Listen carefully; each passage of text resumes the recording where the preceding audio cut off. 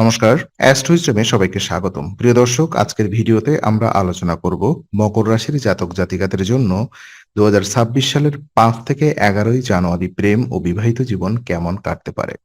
তো এই সপ্তাহে পরিবারের প্রতি মনোযোগ ও দায়িত্ববোধ বৃদ্ধি পাবে, তবে কথাবার্তায় কৌশল না রাখলে সম্পর্ক জটিল হতে পারে।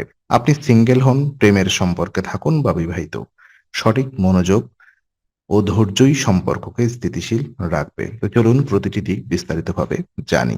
প্রথমত, সিঙ্গেলদের প্রেম জীবন পর্যালোচনায় দেখা যায় এই সপ্তাহে মকর রাশির সিঙ্গেলদের প্রেম জীবনে বাস্তব চিন্তা ও স্থিরতা অগ্রাধিকার পাবে।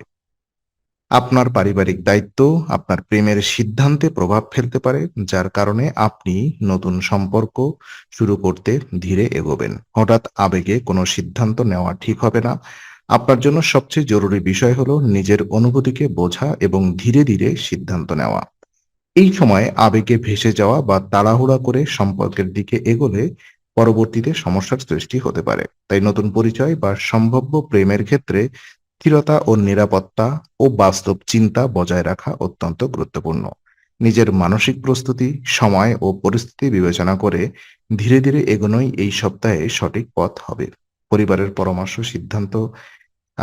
পরামর্শ নিলে সিদ্ধান্ত আরো সঠিকভাবে নেওয়া সম্ভব হবে। প্রেমের সম্পর্কে থাকা ব্যক্তিদের জন্য যেসব মকর রাশির জাতক জাতিকারা প্রেমের সম্পর্কে রয়েছেন তাদের জন্য এই সপ্তাহে দায়িত্ব ও বোঝাপড়া বৃদ্ধি পাবে। পরিবারের বিষয়গুলো প্রেমের মধ্যে প্রভাব ফেলতে পারে, যার কারণে সম্পর্কের মধ্যে অপ্রত্যাশিত বাধা তৈরি হতে পারে। এছাড়া অর্থ বা ভবিষ্যৎ পরিকল্পনা নিয়ে কথোপকথন হতে পারে। এই সময় তাড়াহুড়া করে কথা বললে ভুল বোঝাবুঝি হতে পারে, তাই কৌশলী ও শান্তভাবে কথোপকথন করা প্রয়োজন। সঙ্গীর অনুভূতি বোঝার চেষ্টা, তাদের সঙ্গে সময় কাটানো এবং সংযমী আচরণ গ্রহণ করা সম্পর্ককে আরো মজবুত করবে। একে অপরের দিক বিবেচনা করে ধীরে ধীরে সিদ্ধান্ত নিলে ভবিষ্যতের জন্য স্থির ভিত্তি তৈরি হবে। এই সপ্তাহে সংযমী সম্পর্ককে টিকিয়ে রাখা মূল চাবিকাঠি। বিবাহিত জীবন নিয়ে যদি আমরা কথা বলি, তো মকর রাশির বিবাহিত জাতক জাতিকাদের জন্য এই সপ্তাহে দাম্পত্য জীবনে পারিবারিক শান্তি ফিরে আসার যোগ রয়েছে। চলমান পারিবারিক বিরোধ সমাধান হতে পারে এবং ঘরোয়া পরিবেশে আনন্দ ও স্বস্তি আসবে।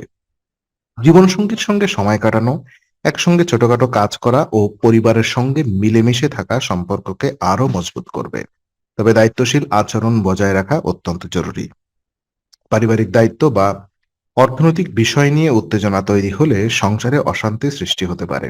তাই ধৈর্য ধরে পরিস্থিতি সামলানো এবং প্রতিটি বিষয়ে সচেতন থাকা দরকার। সংযম ও দায়িত্বশীল আচরণই সংসারের স্থিতিশীলতা বজায় রাখবে এবং সুখের পরিবেশ নিশ্চিত করবে। বিশেষ উপায় এবং পরামর্শ যদি আমরা বলি, তো এই সপ্তাহে মকর রাশির প্রেম ও দাম্পত্য জীবনে মানসিক চাপ কমানো, সম্পর্কের স্থিতি বজায় রাখা এবং ধৈর্য বৃদ্ধি করার জন্য একটি আধ্যাত্মিক উপায় অনুসরণ করা অত্যন্ত উপকারী।